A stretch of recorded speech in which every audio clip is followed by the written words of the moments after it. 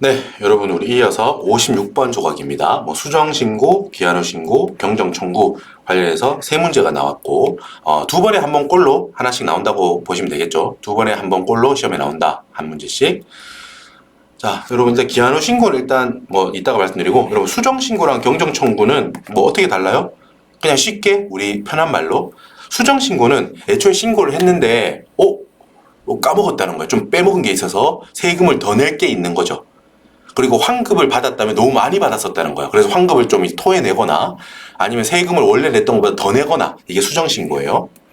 경정청구는 여러분 이거는 많이 들어보잖아요. 경정청구는 세금 냈던 거 돌려주세요 이거예요. 그런 거.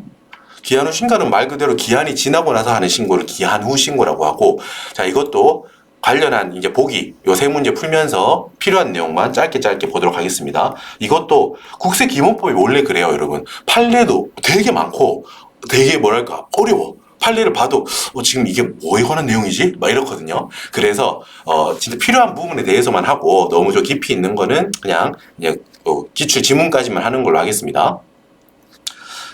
국세기본법상 관할관청, 수정신고, 경정청구 및 기한후 신고 관련된 사항으로 옳지 않은 것을 물어보네요. 1번. 기한후 과표 신고서를 제출한 자도 나중에 수정신고서를 제출할 수 있다. 맞아요. 자, 기한 내에 처음 신고를 못했어. 기한이 지나고 부랴부랴 기한후 신고를 했어요. 그러고 나서 또 시간이 지나서 봤더니 아차! 빼먹은 게 있다는 거야. 그 수정신고를 할 수 있다는 거예요. 그 경우에. 됐죠? 2번. 무신고야. 무신고자로서 과세표준과 세액의 결정을 받은 자는 후발적 사유에 의한 경정청구를 할 수 없다. 이게 틀렸어요. 자, 보세요. 당초 법정 신고기한까지 과세표준을 신고하지 않은 자, 이게 무신고자죠? 무신고하고 있다가 세무서에서 너 왜 무신고했냐? 라고 하면서 최초로 너 이만큼 세금 내라는 거를 결정이라고 하죠. 그거를. 경정은 신고 내용을 틀린 부분이나 부족한 부분을 고치는 걸 경정이라고 하고, 애초에 처음으로 세금을 정해주는 거를, 세액을 정해주는 거를 결정이라고 하잖아. 결정을 받았어. 그래서 어떻게 됐든 그 과세기간이나 해당 세목에 대해서 세금을 낼 거 아니에요. 결정된 거에 대해서. 그러고 나서 또 시간이 이렇게 흘러간대. 근데 그 후에 후발적 사유로 인한 경정청구 할 건이 생겼대요. 후발적 사유. 그 뒤에 사후에 일어난 어떤 경우에 의해서 경정청구권이 생겼대요. 그렇다면 저번에 결정하셔가지고 제가 냈던 세금 있잖아요. 어떤 이런 추가적인 사건이 생겨서 알아보니까 세금 냈던 게 많이 낸 게 됐네요. 돌려주세요 라고 할 수 있다는 거예요. 무신고자 여기 이게 중요합니다, 여러분. 무신고자예요. 근데 정부가 결정을 안 했어. 그렇다면은 경정청구 할 수 없겠죠, 기본 논리적으로. 그런데 무신고자야. 근데 그거에 대해서 너 왜 무신고했냐라고 나라에서, 국가에서 결정을 했다는 거야. 그리고 세금을 냈겠지. 그러고 나서 살다 보니까 후발적 사유라는 게 생겼어. 그래서 거기에 관한 경정청구를 할 건이 생겼다면 세금 냈던 거 좀 돌려주세요 라고 할 수 있어야겠죠. 할 수 없다? 아닙니다. 3번. 국세의 과세표준과 세액의 결정 또는 경정 결정은 그 처분 당시 국세의 납세지를 관할하는 세무서장이 한다. 이것도 맞는 표현. 이것도 알아둡시다. 요 하나 더. 과표와 세액의 결정 또는 경정은 처분 당시 납세지를 관할하는 세무서장이 한다.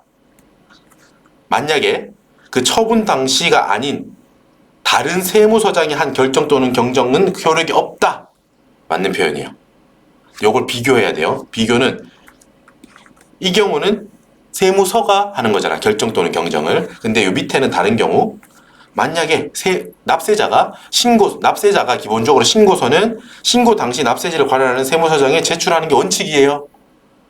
다만 여러분, 바쁘거나 해서 다른 세무서장에 제출된 경우에도 납세자가 하는 신고의 효력에는 영향이 없다. 효력이 있다라는 거. 비교. 됐죠? 무신고자는 수정신고를 할 수 없다. 맞습니다. 다만 소득세 확정신고 의무가 면제되는 자는 수정신고를 할 수 있다라는 거. 이 정도만 알아둡시다. 기본적으로 무신고자는 수정신고를 할 수 없다라는 점. 5번. 무신고자는 법정 신고기한이 지난 후 5년 이내의 일반적 사유에 의한 경정청구를 할 수 없다라고 했는데 맞는 표현이고, 뒤에 보세요. 좀 헷갈려. 어렵다고 했잖아요. 뒤쪽에 보세요. 통상적인 경정청구 요건. 무신고자는 일반적으로 경정청구를 할 수 없어요. 무신고자잖아. 그래서 할 수 없어요. 여기 읽어보시면 돼. 경정청구는 누가 할 수 있냐면 법정 신고 기한까지 제출한 자, 그리고 뭐 기한 후 신고를 제출한 자가 원래 신고 정상 기간 안에 신고한 사람이랑 기한 후 신고한 사람은 뭐 5년 이내에 경정청구를 할 수 있다. 이게 적혀 있어요. 법에 이렇게. 그리고 요 지금 나온 게 이거죠. 후발적 사유에 의한 경정청구는 무신고자도 가능한 게 원칙이에요. 법정 신고 기한까지 제출한 자 혹은 뭐 아까 말했던 거 이거야. 무신고했는데 세무서에서 너 왜 안 내냐라고 결정해서 세금을 낸 자는 후발적 사유가 발생했을 때 그 사유가 발생한 것을 안 날 3개월 이내에 청구할 수 있다라는 거예요. 됐죠? 이렇게 아까 말했던 게 이겁니다, 여러분. 무신고자는 무신고해서 세무서에서 왜 안 내냐라고 내라라고 결정을 받은 자도 후발적 사유에 의한 경정 청구가 가능하다라는 거야. 됐죠? 이렇게 지금 한번 나온 김에 쭉 한번 볼게요. 후발적 사유의 경정 청구 요건자에 여러분 지금 여기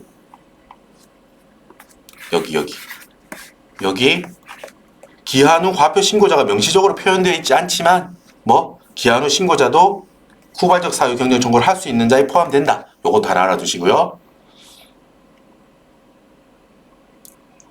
그리고 기한 후 신고 볼게요. 기한 후 신고를 하더라도 기한 후 신고는 여러분 확정한 효력이 있습니까? 없습니까? 처음 들으시는 분도 있을 겁니다. 여러분 기한 후 신고는 세목 이런 거 상관없이 확정한 효력이 없어요. 우리 법소부 같은 경우는 어땠어? 신고납세제도 세목이었으니까 기한 안에 신고를 하는 전제로 신고하면 세액이 일단 확정되었죠. 상속증여세처럼 부가과세제도는 뭐다? 신고는 협력 의무일 뿐이니까 정부가 결정을 해야 확정이 되는 거였고, 자, 그거하고 상관없이 어떤 세목이더라도 기한 후 신고, 기한이 넘어서 신고 기한을 넘어서 하는 신고는 확정 효력이 없다고. 그래서 여러분 뭐 해줘요, 세무서에서? 기한 후 신고 들어온 거에 대해서 뭘 해줘야 돼? 그죠? 결정 또는 경정을 해줘야 된다고. 신고일로부터 3개월 이내에. 이런 기준 규정이 있다고요. 기한 후 신고는 확정력이 없기 때문에 결정을 해줘야 돼. 네가 신고한 걸로 결정할게 라고 해야 확정력이 생겨요. 그래서 기한 후 신고자는 어떻다? 반드시 3개월 이내에 경정 처분을 받게 되거든. 신고하고 3개월 안에 결정하라고 되어 있잖아. 결정은 신고한 내용 그대로 확정해 주는 게 결정이겠죠, 이 경우에. 경정은 틀린 거를 고쳐서 요걸로 확정하자라고 하겠지. 아무튼 결정 또는 경정을 신고 후 3개월 이내에 받게 되거든. 그렇기 때문에 이 경우에 세액 결정을 받잖아. 그러니까 후발적 사유에 의한 요건자에 해당하게 되는 거라고. 결과적으로 여기에 따로 언급이 없더라도 결과적으로 기한 후 신고를 하게 되면 여기 이거 해당되잖아. 그렇기 때문에 후발적 사유에 의한 경정 청구에 따로 표현이 없더라도 기한 후 신고를 하면 무조건 결정을 받게 돼. 그렇기 때문에 포함되는 걸로 본다 이 말이에요. 해석하면. 됐죠? 넘어갑시다. 여러분 이거 더 깊이까지 가서 더 판례를 보고 이러지 않을 거예요. 여기 있는 것까지만 해도 힘 많아요. 충분해. 기한 후 신고자도 경정 등의 청구를 할 수 있다. 오케이. 결정 받을 거니까요. 됐고요. 2번. 2017년 1월 1일부터 모든 경정 청구에 대해 경정 청구일로부터 2개월간 국세부관 제척 기간을 추가로 인정한다. 이것도 맞아요. 일반 경정 청구는 최초 신고분, 수정 신고분 결정으로 인한 증가분이다. 맞아요. 청구 대상. 2015년 1월 1일 이후부터 세액 납부 없이 수정 신고만 했더라도 해당 가전세를 감면해준다. 이런 것도 잘 알아둡시다. 그냥 이런 것들은 알아둬야 되는 내용들이에요. 밑에 내용을 한 번씩 이렇게 읽어보시고요. 이제 링크 걸어놨으니까. 3번만 한번 볼게요. 후발적 사유가 발생했을 때는 그 사유가 발생하로부터 2개월 이내에 결정 또는 경정을 청구할 수 있다. 틀렸어요. 후발적 사유 경정 청구는 후발적 사유가 발생했을 때 원래 원칙적인 청구 기간이 아니더라도 지났다고 하더라도 그 사유가 발생한 것을 안 날로부터 3개월 이내에 청구할 수 있다. 라니까 2개월이 아닌 겁니다. 됐죠? 이렇게 빨리 정리하는 걸로. 그리고 요것도 한 가지 내용 보고 갈까요? 수정 신고 시에 우리가 가산세를 감면해 주는 게 있어요. 법정 신고 기한이 지난 후 수정 신고한 경우에는 해당 가산세액에 대해 다음의 금액을 감면한다라고 합니다. 이때 세액 납부 안 하고 그냥 단지 수정 신고만 했더라도 해당 감면을 적용한다. 수정 신고가 뭐라고 했어요? 경정 청구는 제가 냈던 세금 일부 돌려주세요 라는 거고, 수정 신고는 제가 이거 빠뜨리고 신고 안 했네요, 이거 추가로 더 낼게요 라고 했잖아. 그러니까 이렇게 볼 수 있는 거야. 아니 애초에 잘 내지 왜 그때 신고 안 했냐 라고 해서 추가로 내는 분에 대해서 뭐다? 과소 신고한 거에 대한 가산세가 있어요. 그게 과소 신고 가산세거든요. 그런데 스스로 신고했잖아. 그래서 일정 기간 안에 네가 자수했다면, 쉽게 말해서 자진 신고했다면 감면해줄게 라는 거.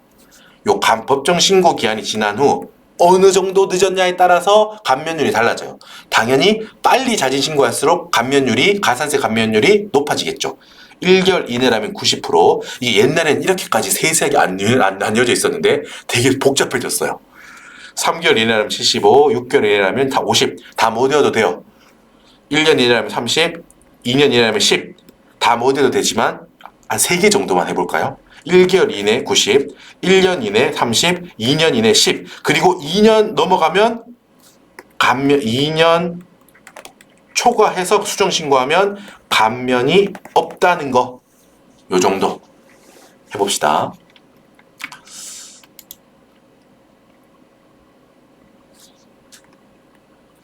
후발적 사유 경정 청구 옳지 않은 것은 1번.